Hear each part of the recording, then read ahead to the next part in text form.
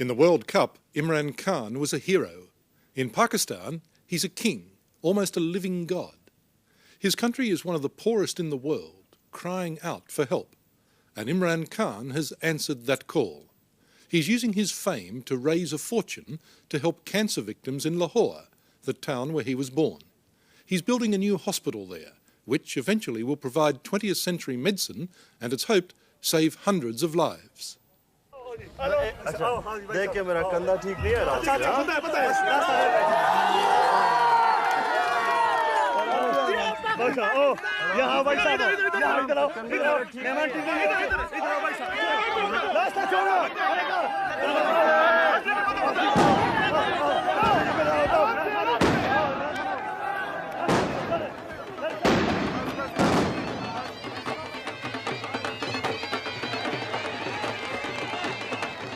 Back home with Imran Khan. It is clearly a case of hail the conquering cricket hero.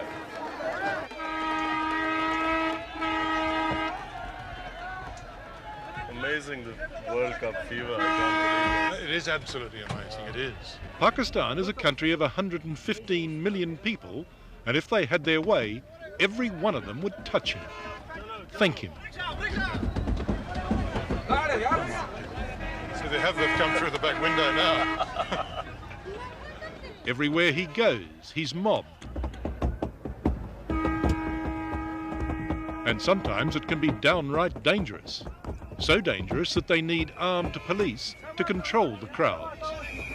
Chalo. Chalo. Imran, do you get worried sometimes that this could get out of hand? Not here so much. Chalo. They're fairly okay. In Punjab, it's much worse because they get out of control.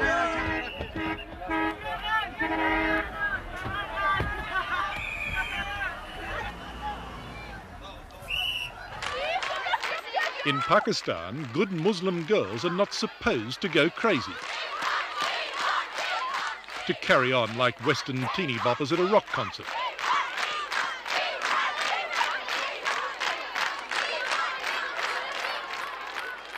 But Imran Khan's magnetism can upset even the most sedate school for young ladies.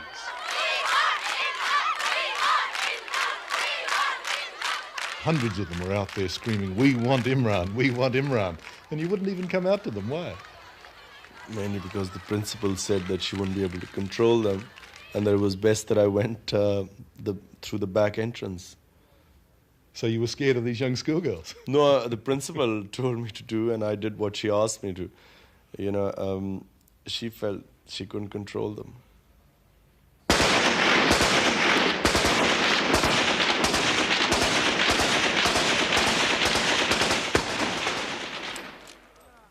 These are Imran Khan's people, the Pathan people, from the northwest frontier. Here in the Khyber Pass, these days the tribesmen use their firearms the way we use fireworks.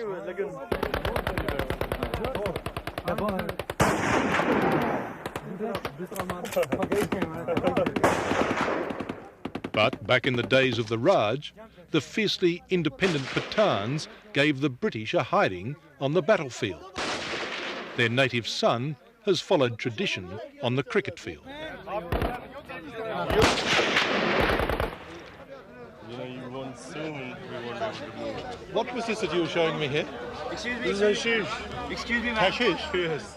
Imran Khan has the freedom of this city, even here in a Peshawar bazaar where they trade in contraband. Smoke it. Is good quality? It's supposed to be pure.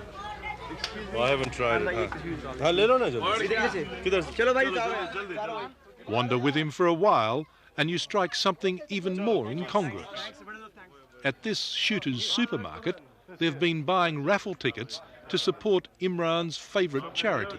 You see, these were the tickets sold for our school's campaign where we collected something like $1 million by selling those tickets. Oh, and so he bought a ticket. Yeah, he must have bought a 20-rupee ticket. So they asked him, did he buy it because it had you on it? He bought it. No, because he knew it was for the hospital. These tickets were sold to collect money for the hospital. This is a country that can do with every new hospital it can get.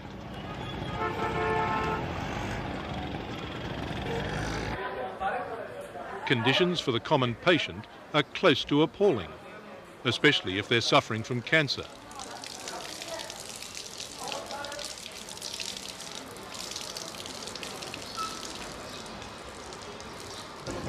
In most of the hospitals, the poor people suffer. You know, really, they don't have the money, they can't get rooms inside, they can't get medicine. What's your goal? Well, initially really to provide cancer care of top quality, and most importantly for the poor people here, free treatment. Imran wants more for his country than simply cricket supremacy. He's capitalising on his popularity, trying to raise $22 million for his own hospital, a project already underway and a project with which he's obsessed. Well, Richard, this is my vision. It's not just a hole in the ground, is it? Something I have worked for now 7 years, and finally seeing this, I cannot even express the amount of fulfillment, sense of achievement I felt whenever I walk in through that door. It means more to me than anything I've ever done or achieved in life. It should open next year and will be called the Shaukat Khanum Hospital, named after Imran's mother, who died from cancer. It was the most painful experience I've ever gone through, watching her die and especially suffering. And when we knew she was going to die, the last 3 months in pain, probably changed my whole course of life. You're 39 years of age, almost 40, and you're still full of idealism, aren't you? Yes, but, it was through this idealism that we've got so far. Everyone discouraged me for the first 3 years. Everyone said it's impossible, you won't get far, where will you get the money? But we have got this far, and I really believe that I'm going to do it. I've had doubts in other things in life, but for some reason I've never doubted that we're going to make this hospital.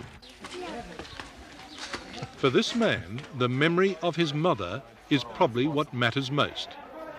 Next might come his love for Pakistan, and then his devotion to his religion. We pray 5 times a day. Right, this is the mosque here, this little one. Yes. Do you mind if I come in? No, not at all.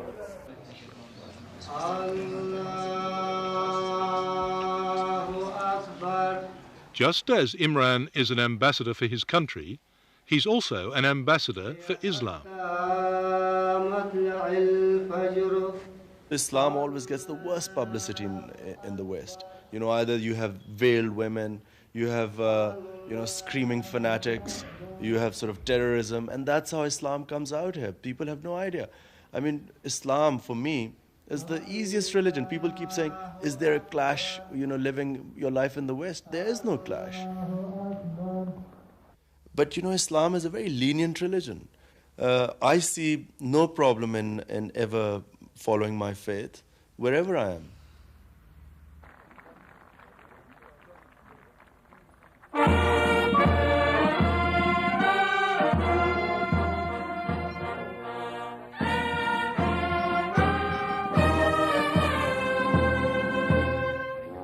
Imran is conscious of the contradictions that abound here.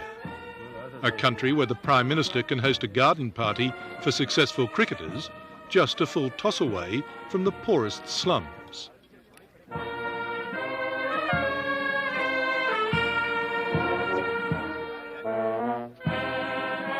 But the cream of society wants to share the victory, and every politician wants Imran on his side. So, this is Richard, who's come from Australia, 60 minutes. Prime Minister, a great pleasure to meet you. Welcome to Pakistan. Thank you very much indeed. Is it your first visit? Yeah, I know, second. Are you proud of the young boy? Oh yes, they've done extremely well. If he was to go into politics, he'd be the right man to have on your team, would he? I offered him a long time ago, but he declined. I don't know why. Sensible. My offer is still valid.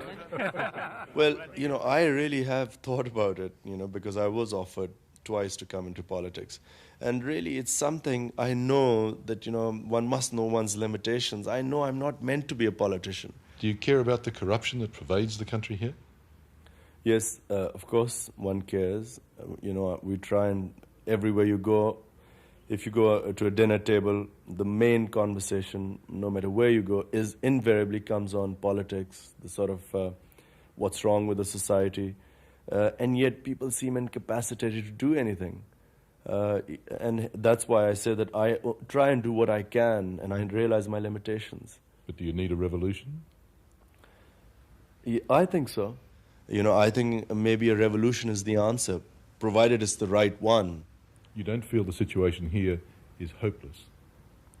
Hopelessness is a sin in Islam.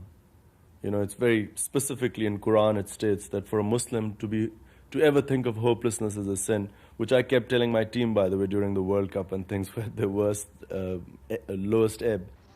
Zamanpa ki kaun si team hai? Because of one man, cricket has become a second religion in Pakistan. This is where Imran played his first game. We had very high cricketing standards here. It's a classy concrete pitch in the Toffs end of town. But now kids are taking up the bat and ball all over the country. Cricket has become a passion in this country. In the past 6 or 7 years, one-day cricket has completely transformed the society. And while we were at this historic ground, I couldn't resist asking for one more favour. Come on, give me a catch on the next one so I've got something to take home. Okay.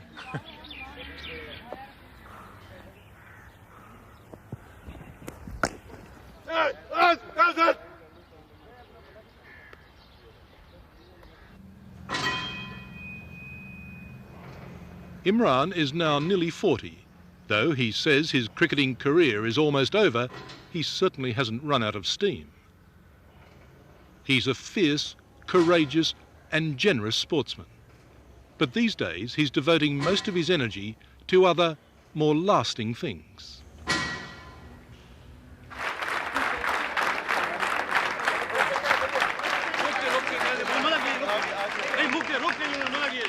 Imran still has to raise millions to pay for the cancer hospital.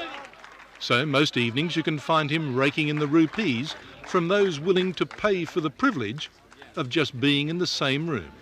Do you like Imran Khan? Yeah, who doesn't? Who doesn't? There are women all over the world that like him. Yeah, but I think they can see the person through the features, I think. Yeah, he's good looking, but I think basically he plays well and he's a nice guy. He's extremely nice, isn't he? Yeah. So when are you going to break a lot of hearts and get married? Well, let me just say one thing about marriage. I view marriage in a very straightforward manner. I think that it's a huge responsibility to have, and especially to have children, which is the main reason one must get married. And really, if one doesn't feel one can live up to that responsibility, one shouldn't go into it. Because, you stand to wreck other people's lives. And I've seen it happen. I mean, in cricket, it's a full time, you go all over the world traveling 4 months on a cricket tour. Then you again come back and go somewhere else. I mean, to do justice to a marriage the way a cricketer leads his life, I don't know, some players might have done it, but I've seen a lot of cricketers' marriages on the rocks. And I've always felt that I wouldn't have done it justice. He's an extremely good-looking man, isn't he? Yes, he is. Does everyone think that? Most of the girls do, I think. Do they? Is that Yeah. why there are so many young girls here tonight? Yes, I think so, but most of the girls have bought the ticket because they wanted to pay tribute to the national hero. To the national hero? Yeah. Not just the most eligible bachelor? No, not just that. And we pay lots of respects to him for what he did for Pakistan.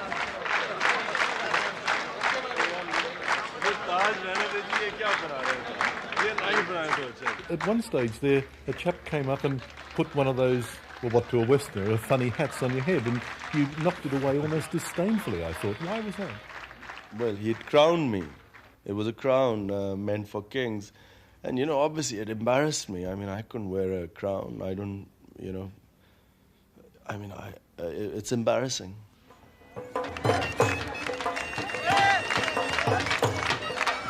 It might be embarrassing for Imran Khan, but that is the way that millions of Pakistanis feel. To them, he is their king of cricket. I don't consider myself a messiah, and I don't consider that I can solve people's problems. But I do feel that whatever I can do in the position I am, I must do that. And that's a big responsibility.